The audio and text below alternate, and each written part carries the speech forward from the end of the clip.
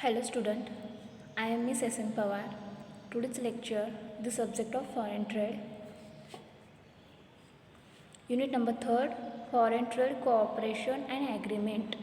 Okay, unit number 3rd is entitled as foreign trade cooperation and agreement.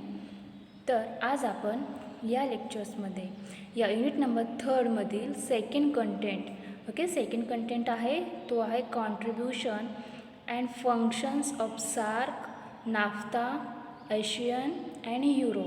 तर SAARC, NAFTA, ASEAN, Euro यांचे या foreign trade कॉपरेशनमध्ये ॲग्रीमेंटमध्ये कशा प्रकारचे contribution आहे, त्याचबरोबर ते कोणकोणत्या प्रकारचे फंक्शन्स कार्य करतात, त्याचबरोबर त्यांचे स्ट्रक्चर कसे आहे आणि त्यांची अचिव्हमेंट्स त्यांनी कशा प्रकारे प्राप्त केले आहे ते आज आपण या लेक्चर्समध्ये पाहणार आहोत. तर आपण सेमिस्टर सेकंडसाठीचा स्टडी करत आहोत. आपल्या सब्जेक्टचे टायटल आहे फॉरेन ट्रेड. तर यामध्ये आपल्याला 4 टॉपिक्स आहेत. तर फर्स्ट अँड सेकंड टॉपिक आपण प्रिव्हियस लेक्चर्समध्ये ऑलरेडी कंप्लीट केलेले आहेत. ओव्हरऑल स्टडी त्याचा केलेला आहे.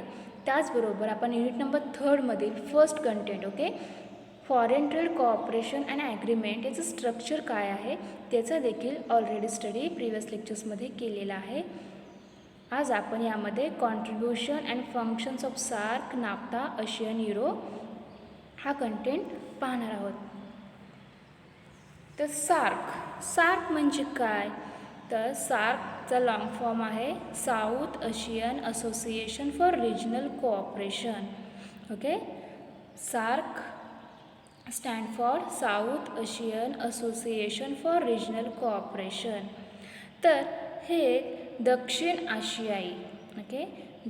आशियाई प्रादेशिक संघटना आहे.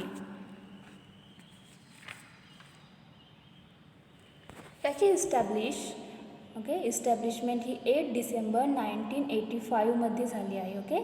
सार्क या संघटनेचे स्थापना 8 डिसेंबर 1985 मध्ये करण्यात आली. त्याचबरोबर याचे हेडक्वार्टर हे काठमांडू नेपाळमधील काठमांडू येथे आहे. या सार्क या असोसिएशनचे 7 कंट्रीज या मेंबर्स आहेत. त्याचे सभासद आहेत. तर ते 7 कंट्रीज कोणते आहेत, तर फर्स्ट आहे Bangladesh, Bhutan, India, the Maldives, Nepal, Pakistan and Sri Lanka. These are the 7 countries are members of South Asian Association for Regional Cooperation. त्याचबरोबर इयर 2007मध्ये 2007मध्ये अफगाणिस्तान ही कंट्री या सार्कची न्यू मेंबर झाला. तर अशा प्रकारे या सार्कचे South Asian Association for Regional Cooperation या संघटनेचे असे फर्स्ट होते ते 7 कंट्रीज हे मेंबर्स होते. त्यानंतर यामध्ये आणखीन एक कंट्री इन्क्लूड झाली. 2007मध्ये अफगाणिस्तान ही कंट्री या सार्क संघटनेची न्यू मेंबर झाली. त्यामुळे या सार्कचे 8 कंट्रीज हे मेंबर्स आहेत. त्याचबरोबर या सार्कचे मोटो काय आहे, तर building bridge. Building bridge is the motto of South Asian Association for Regional Cooperation. त्याचबरोबर यांचे फर्स्ट समिट हे ढाकामध्ये झाले होते आणि आत्तापर्यंत यांची 18th समिट झालेले आहेत आणि 18th समिट हे सार्कचे नेपाळमध्ये झाले होते. तर अशा प्रकारे थोडक्यात सांगायचं म्हटले तर सार्कचा फुल फॉर्म आहे तो आहे South Asian Association for Regional Cooperation. त्याची इस्टॅब्लिशमेंट ही 8 डिसेंबर 1985 मध्ये झाली. त्याचे हेडक्वार्टर हे काठमांडू नेपाळमधील काठमांडू येथे आहे. सार्क या संघटनेचे 8 मेंबर्स आहेत.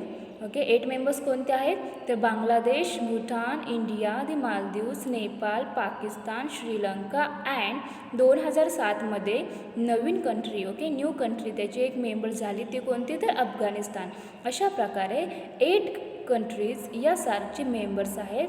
सार्कचे मोटो आहे ते आहे बिल्डिंग ब्रिज. त्याचबरोबर यांचे फर्स्ट समिट हे ढाका येथे झाले. आत्तापर्यंत यांची 18th समिट झाले आहेत आणि 18th समिट सार्कचे हे नेपाळ या ठिकाणी झाले आहे. South Asian Association for Regional Cooperation. Okay, it means SARC. The South Asian Association for Regional Cooperation comprises Bangladesh, Bhutan, India, the Maldives, Nepal, Pakistan, and Sri Lanka, and Afghanistan. SARC is manifestation of the determination of the peoples of South Asia to work together towards finding solutions to their common problems in spirit of friendship, trust and understanding, and to create an order based on mutual respect, equity and shared benefits. The main goal of the association is to accelerate the process of economic and social development in member states through joint action in the agreed areas of cooperation. The idea of regional cooperation in South Asia was first mooted in November 1980. After consultations, the foreign secretaries of the 7 countries met for the first time in Colombo in April 1981. This was followed a few months later by the meeting of the Committee of the Whole, which identified 5 broad areas for regional cooperation. The foreign ministers at their first meeting in New Delhi in August 1983 formally launched the integrated program of action through the adoption of the Declaration on South Asia Regional Cooperation, it means SARC. At the first summit held in Dhaka on 7 to 8 December 1985, the charter establishing the South Asian Association for Regional Cooperation SARC was adopted. तर अशा प्रकारे ही SARC संघटना okay त्याचे main objective काय आहे तर या south आशियामधील जी काही पीपल्स आहेत त्यांचे वेलफेअर करणे, त्यांच्या जी काही लाईफ आहे त्याच्यामध्ये इम्प्रूव्हमेंट करणे, त्यामध्ये सुधारणा घडवून आणणे हे South Asian Association for Regional कोऑपरेशनचे मेन ऑब्जेक्टिव्ह आहे. यासाठीच हे जे काही सार्कमधील कंट्री आहेत ओके जे मेंबर्स आहेत ते एकत्र आले आणि त्यांनी अशी असोसिएशन अशी संघटना स्थापन केली आणि त्यामधून ओके त्या देशांचे कल्याण व्हावे ओके त्याचबरोबर त्यांची जी काही लाईफ आहे त्यांची इम्प्रूव्हमेंट व्हावी यासाठी हे सार्कची स्थापना करण्यात आली. त्यानंतर ऑब्जेक्टिव्ज ऑफ सार्क. तर सार्कचे ऑब्जेक्टिव्ज कोणते आहेत ते आपण वन बाय वन पाहूया.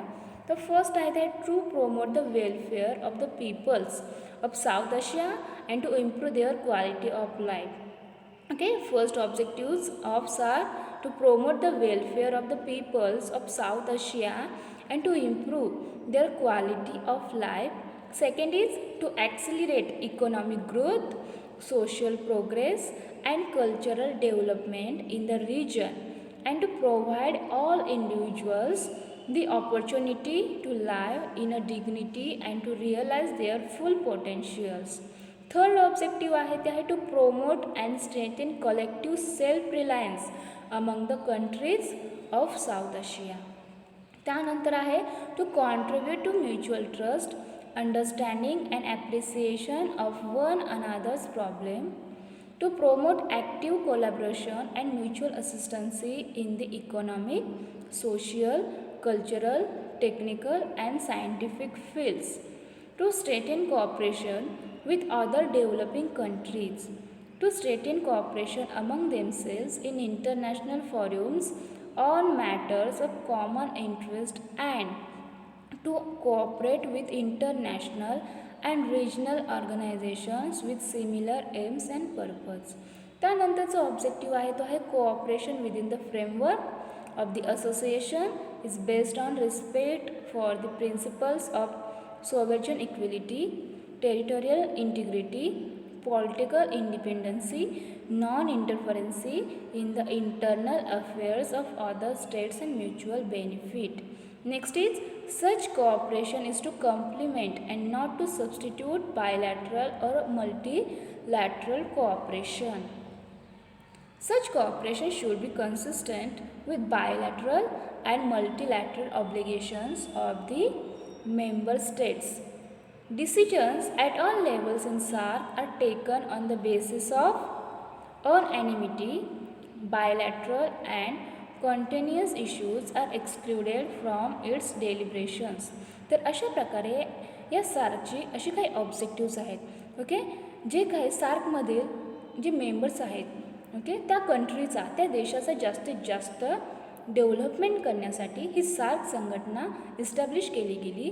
त्या सार्क संघटनेचे जे मेंबर्स आहेत, ज्या कंट्री आहेत, त्या कंट्रीमधील पीपल्सचे, ओके, जास्तीत जास्त मोठ्या प्रमाणात वेलफेअर व्हावे, त्यांचे कल्याण व्हावे आणि त्यांची क्वालिटी ऑफ लाईफ, त्यांची लाईफ आहे ती इम्प्रूव्हमेंट करावी, यासाठी ही सार्क संघटनेची स्थापना करण्यात आली. त्याचबरोबर ओके, इकॉनॉमिक ग्रोथ, आर्थिक वाढ, social progress, cultural development, okay, यासाठी देखील ही सार्क संघटना अत्यंत इम्पॉर्टंट आहे आणि या सार्क संघटनेचे हे देखील आणखी एक ऑब्जेक्टिव्ह आहे. त्याचबरोबर to promote and strengthen collective self reliance among the countries of South Asia, to cooperate with international and regional organizations with similar aims and purposes. Such cooperation is to complement and not to substitute bilateral or multilateral cooperations. Decisions at all levels in SARC are taken on the basis of unanimity. Okay, या SAARC संघटनेचे जे काही decisions आहेत, okay, ते अनएनिमिटी या बेसिसवर घेतले जातात. तर अशा प्रकारे या सार्क संघटनेची हे ऑब्जेक्टिव्ज आहेत. त्यानंतर आपण त्यांचे कॉन्ट्रीब्युशन, ओके, सार्क संघटनेचे कॉन्ट्रीब्युशन म्हणजे त्यांचे योगदान काय आहे ते पाहूया. तर cooperation with international and regional organizations designated SAARC years, SAARC regional fund SRF, SAARC funds, regional conventions agreements, SAARC regional institutions, promoting people to people contact, trade and economic cooperation, poverty eradication, technical committee, financial arrangements in SARC. तर अशा प्रकारे okay, cooperation with international and regional organization designated SAARC years. तर यामध्ये okay, जे काही या SAARC संघटनेचे members आहेत त्या देशामधील ओके जास्तीत जास्त लोकांचे कल्याण व्हावे, त्यांची लाईफ इम्प्रूव्हमेंट करावी, यासाठी या संघटनेची स्थापना करण्यात आली. त्यामुळे सार्कचे कॉन्ट्रीब्युशन हे अत्यंत मोलाचे आहे.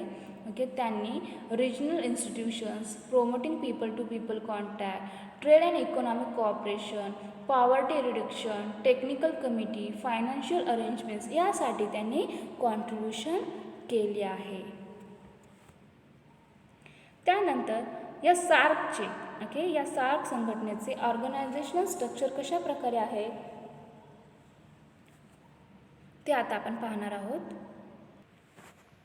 तर अशा प्रकारे या सार्कचे स्ट्रक्चर आहे, ऑर्गनायझेशन स्ट्रक्चर आहे. त्यामध्ये स्ट्रक्चरमधील फर्स्ट आहे ते दी काउन्सिल. ओके, जे सार्कला सल्ला देणारे किंवा त्यांचे प्रशासकीय मंडळ ते अप लेवलला असते. Highest policy making body, heads of foreign minister are member of the body. त्यानंतर आहे ते आहे काउन्सिल ऑफ मिनिस्टर. ओके, जे काही मंत्रिमंडळ आहे ते सेकंड स्टेपमध्ये असते. त्यानंतर आहे represented by the foreign ministers of the member country. त्यानंतर थर्ड आहे ते standing committee, represented by foreign secretaries of the member country, programming country committee and technical committee.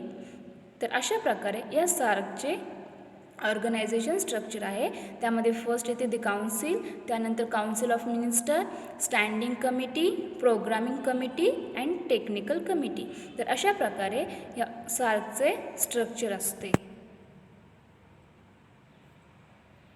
त्यानंतर त्यांची अचिव्हमेंट. ओके, सार्कची अचिव्हमेंट काय आहे ते आपण पाहणार आहोत.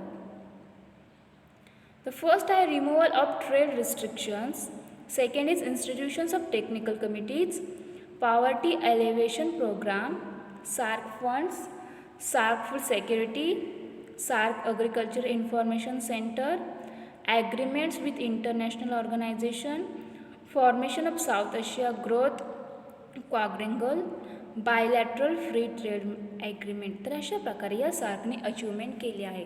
Okay, removal of trade restrictions म्हणजे जो काही ट्रेड केलं जातो, ओके, जे काही व्यापार केला जातो, तर त्यामध्ये जे काही रिस्ट्रिक्शन्स आहेत, जी काही बंधने आहेत, ते काढून टाकली आहेत. ओके, त्यांनी ही मोठ्या प्रमाणावर अशी अचिव्हमेंट प्राप्त केली आहे की जो काय आपल्याला ट्रेड करायचा असेल तर त्यावरचे सगळे रिस्ट्रिक्शन्स काढण्याचे काम या सार्क संघटनेने केले आहे.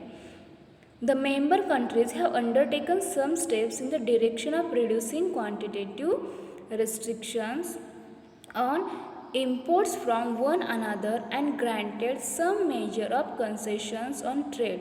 From August 1998, India removed quantitative restrictions of about 2,300 items of import from member countries. तर या सार्क संघटनेचे ओके जे मेंबर्स आहेत, ज्या कंट्री आहेत त्यामधील ओके त्या कंट्री आपापसात बिझनेस करू शकतात, ट्रेड करू शकतात. मग असा ट्रेड करण्यासाठी जी काही रिस्ट्रिक्शन्स घातली होती ती काढून टाकण्यात आली. इंडियाने ओके फ्रॉम ऑगस्ट 1998पासून okay remove quantitative restrictions of about 2,300 items of import from member countries. त्यानंतरची सेकंड अचिव्हमेंट आहे ती आहे institutions of technical committees. In order to promote cooperation among the member countries in the fields of agricultural, rural development, environment, health, communication, science and technology, transport, tourism, education and culture, the technical committees for economic cooperation have been instituted.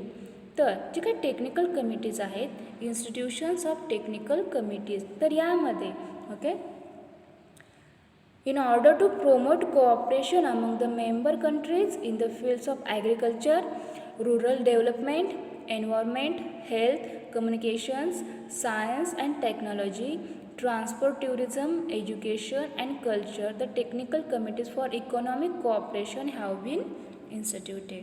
Next आहे ते poverty okay poverty elevation programme. तर यामध्ये जी काही आपली poverty आहे त्याच्या एलिव्हेशनसाठी काही programmes घेण्यात आले.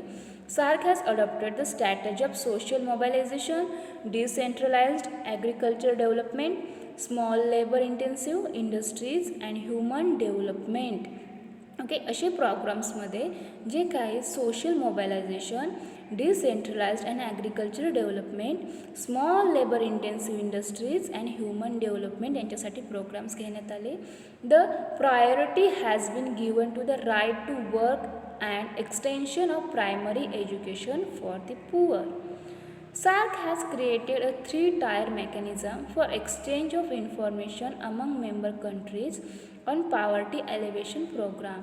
In this connection, it has received cooperation from IBRD, UNDP and SCAPE. तर अशा प्रकारे ओके जे काही या सार्क संघटनेचे मेंबर्स आहेत त्या कंट्रीमधील लोकांची ओके गरिबी हटवण्यासाठी काही प्रोग्राम्स घेण्यात आले. त्यानंतर आहे SAARC fund okay in order to render financial assistance to the member countries.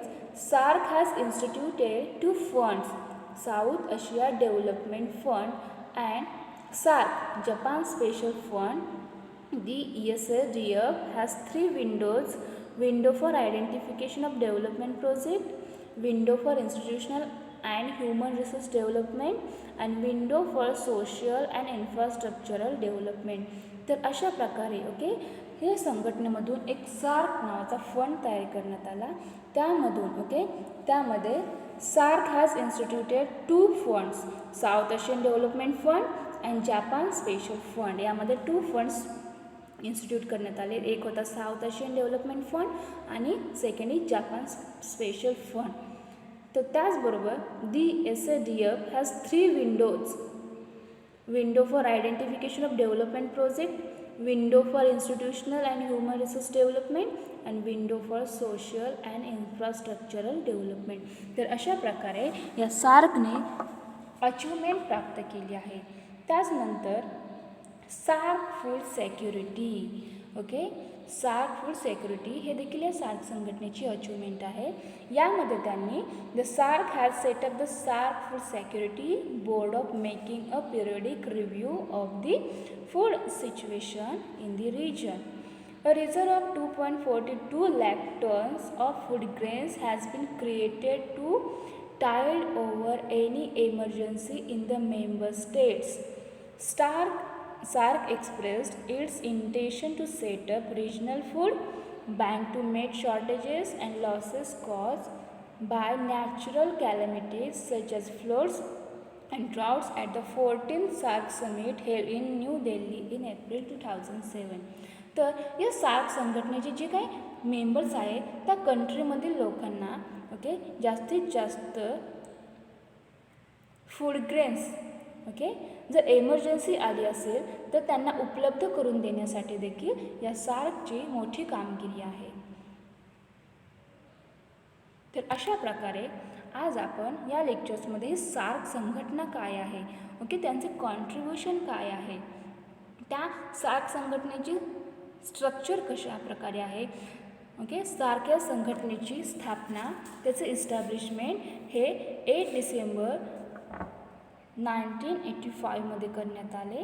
Okay त्याचे 7 कंट्रीज या सार्क संघटनेचे मेंबर्स आहेत आणि 2007 अफगाणिस्तान हे देखील या सार्क संघटनेचे मेंबर्स झाले. तर अशा प्रकारे सार्क संघटना ओके ज्या सार्क संघटनेचे जे सभासद आहेत ओके ज्या कंट्री मेंबर्स आहेत त्या कंट्रीमधील जास्तीत जास्त लोकांचा विकास व्हावा त्यांचे कल्याण व्हावे ओके इकॉनॉमिक ग्रोथ व्हावी त्याचबरोबर सोशल प्रोग्रेससाठी अँड कल्चरल डेव्हलपमेंटसाठी या सार्क संघटनेची स्थापना करण्यात आली. सामाजिक और आर्थिक विकासासाठी जे देश सार्कमध्ये ओके त्यांचा देशासाठी विकास करण्यासाठी या सार्कमध्ये ते मेंबर झाले आहेत. ओके जास्तीत जास्त त्या देशांचा इकॉनॉमिक ग्रोथ वाढावी आणि त्यामधील जे काही पीपल्स आहेत त्यांचे वेलफेअर व्हावे यासाठी सार्क संघटना काम करीत आहे. Okay thank you.